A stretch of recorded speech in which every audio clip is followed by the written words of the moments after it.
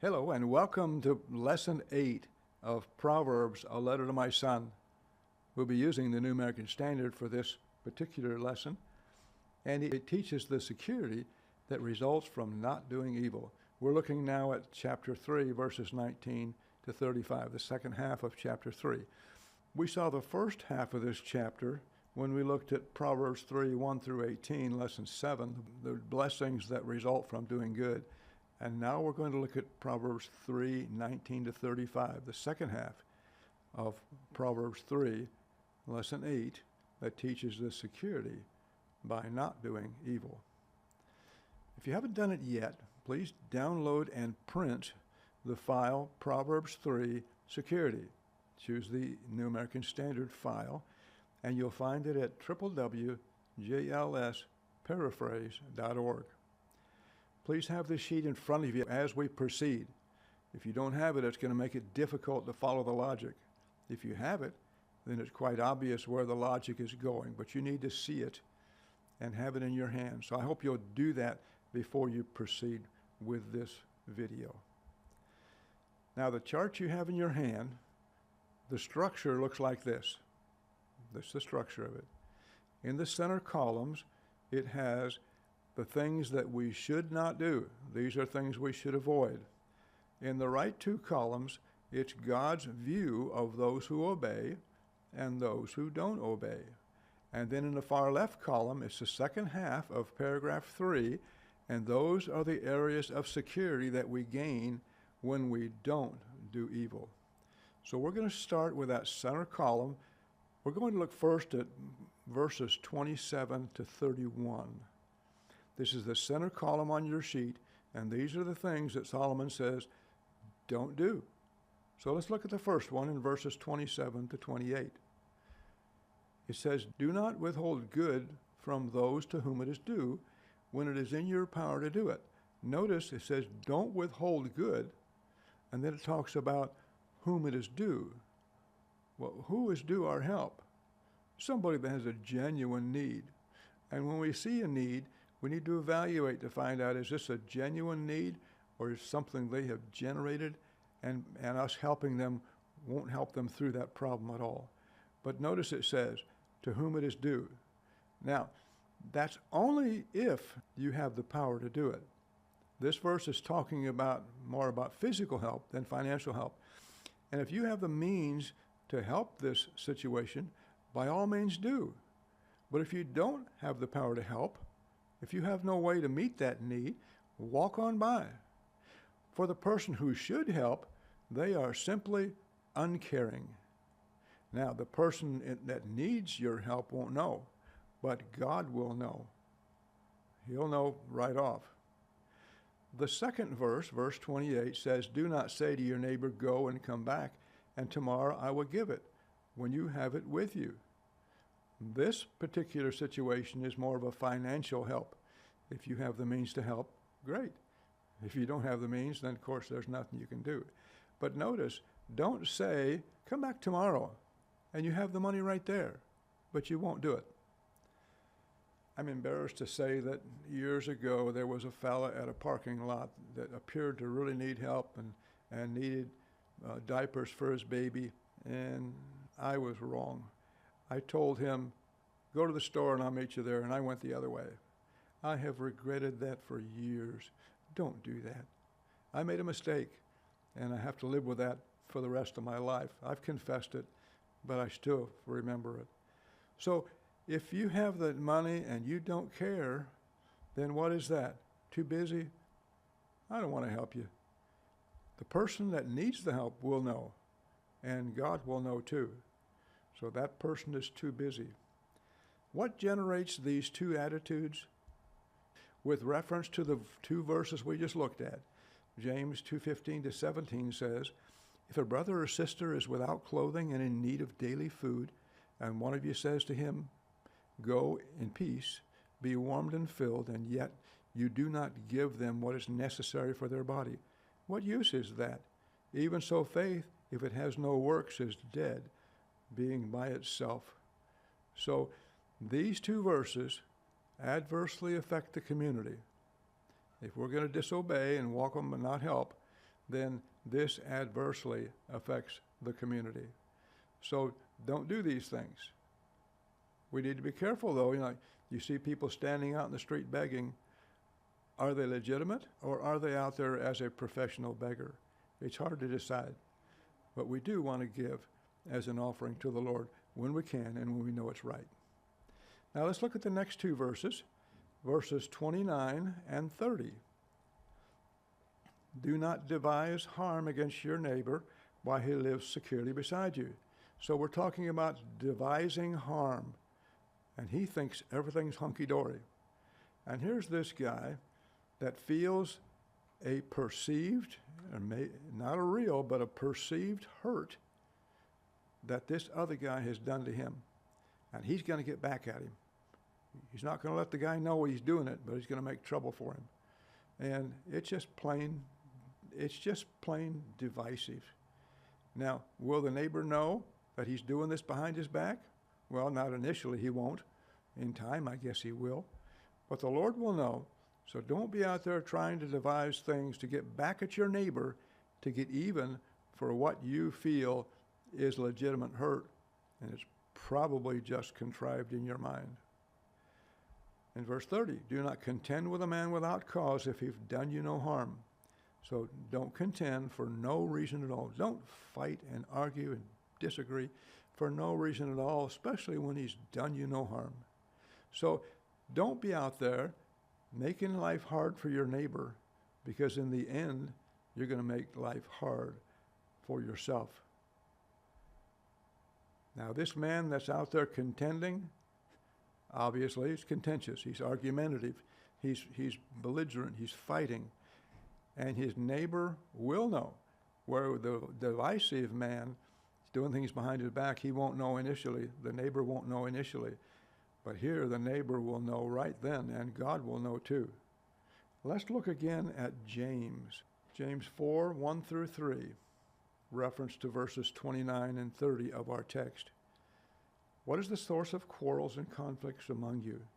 Is not the source your pleasures that wage war in your members? You lust and do not have, so you commit murder. You're envious and cannot obtain, so you fight and quarrel.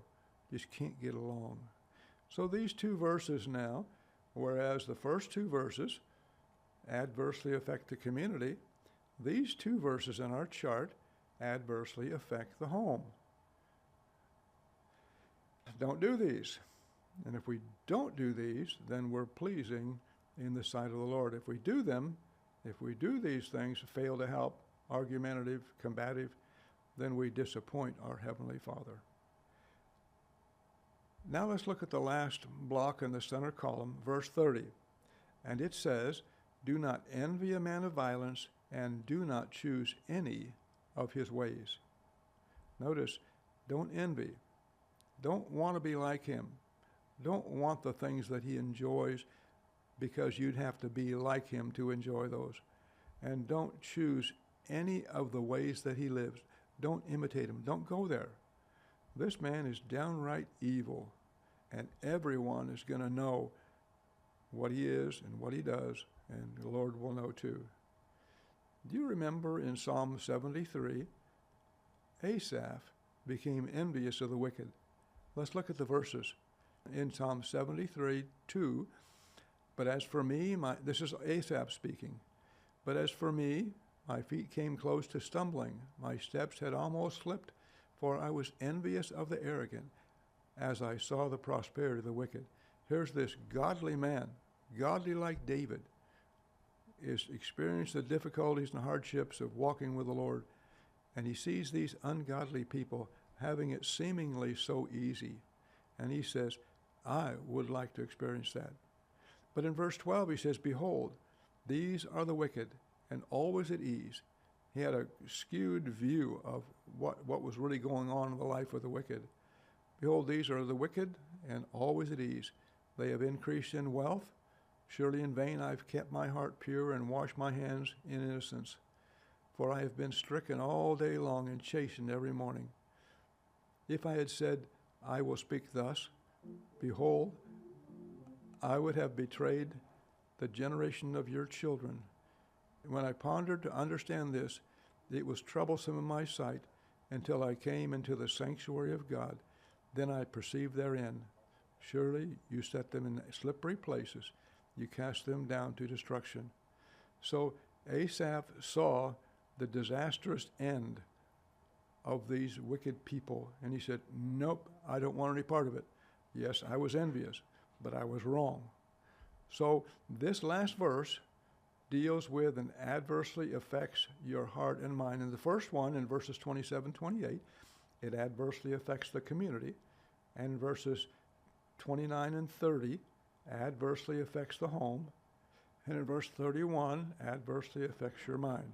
And I want to show you an interesting look here. Verses 27 down to 31. The uncaring person is unwilling to share his energies. The person too busy is unwilling to share his possessions.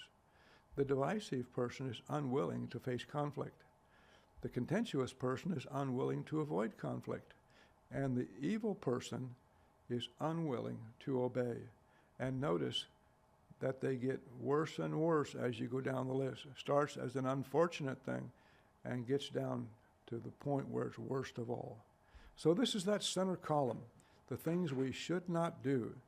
And you and I need to be sure not to engage in these things. I hope that makes sense so far. It should be fairly clear. Now we're going to attach it to the column on the right. The column in the middle is what we just looked at. Now we're going to look at the two columns on the right. And look on your sheet there. God's response to the disobedient and God's response to the obedient. So let's put the verse in there. For the devious are an abomination to the Lord, but he is intimate with the upright. Notice the person who disobeys and fails to help is devious. The person who's willing to help is the upright, and the Lord's intimate with that person. Notice the next set of verses down, and we'll add the verse in the God's response area. The curse of the Lord's on the house of the wicked, but he blesses the dwelling of the righteous. Notice the house and the dwelling. That's why I say it affects our own home. And then, do not envy a man of violence, though he scoffs at the ones who disobey. God calls scoffers, and the ones obey are the ones that are afflicted. They're having to put up with what the scoffer does. But notice at the end and the bottom there, let's read it as the text does. Verse 35, the wise will inherit honor, but fools display dishonor. So those who disobey are displaying dishonor, but God calls the ones who obey wise. Notice in the previous one, God calls those who disobey fools. So we want to be the wise person and not the fool. Now that's the first three columns, the center one and the two on the right, is God's response. Now we're going to attach it to the second half of paragraph 2. We just looked at paragraph 3. All that we've talked about so far is paragraph 3. So now we're going to look at paragraph 2, and we'll look at verses 19 through 26. On your chart, you'll notice a block higher than the rest on the left. These are not some of the blessings that result. This is just saying, this is good stuff. You'll like it. So, in verses 19 to 22, the Lord by wisdom founded the earth, by understanding he established the heavens, by his knowledge the depths were broken up, and the skies dripped with dew. My son, let them not vanish from your sight. Keep sound wisdom and discretion, so they will be life to your soul and adornment to your neck. How many times do we read over words and don't really know what they're referring to? What is the word them referring to in verse 21? Well, it's referring to wisdom, understanding, and knowledge. Don't let wisdom, understanding, and knowledge depart from you. Keep living them. Keep looking for them. And what about they? What is they referring to? So they will be life to your soul. Well, it's sound wisdom and discretion. Keep using sound wisdom. Keep making good choices. So these are good things is what he's saying. Now let's look at the blessings. In verse 23, you see on your chart, the left of the first row, he says, then you will walk in your way securely and your foot will not stumble. Notice we'll attach it to the verse to the right of that, and it says, don't withhold good, and don't say go and come back. If we don't do those things, then we'll walk securely. That's the security blessing, if I can call it that. That's the security that results. And then we look at all the way across and God's response to the one who does and doesn't. It's fascinating. Now we look at the next one down on paragraph 2, all the way to the left. And it says, when you lie down, you will not be afraid. You will lie down and your sleep will be sweet. Why is my sleep sweet? Well, look at the next one. I haven't done anything to my neighbor to generate hard feelings or a need to get back at me. I've been kind and truthful, and my neighbor is my friend. I don't have to worry about him getting back at me, so I can have sweet, sweet sleep. And then look all the way across, God's response to the one who obeys, and God's response to the one who disobeys. And then, bottom left, do not be afraid of sudden fear, nor of the onslaught of the wicked when it comes, for the Lord will be your confidence and will keep your foot from being caught. Now, why will he do that? Because look how the verses go together. We don't envy the wicked. We don't want anything to do with him. So we don't need to be afraid of what's going to come back at me because of the evil that I've done. The Lord's my confidence, and he'll get me through difficult times. And of course, we're going to look at that whole row, God's response to the one who obeys, and God's response to the one who disobeys. Now, what can we rightfully deduce? There are two things. One is wisdom is avoiding these things. And avoiding these things brings real security. Isn't this sweet? If you're like I am, when I read this in black and white, it's hard to understand. But when I make a picture out of it and see how the logic goes together and see it with my eyes, it is a beautiful experience. I hope you'll go back and look at this. You want security? Don't do these things he said don't do. Be kind and helpful in giving, and God will bless you. Be sure to do good and obey, and God will give you blessings too. So this is lessons 7 and 8, all of Proverbs chapter 3. Remember now, in chapter 1, Solomon told us what we need to do.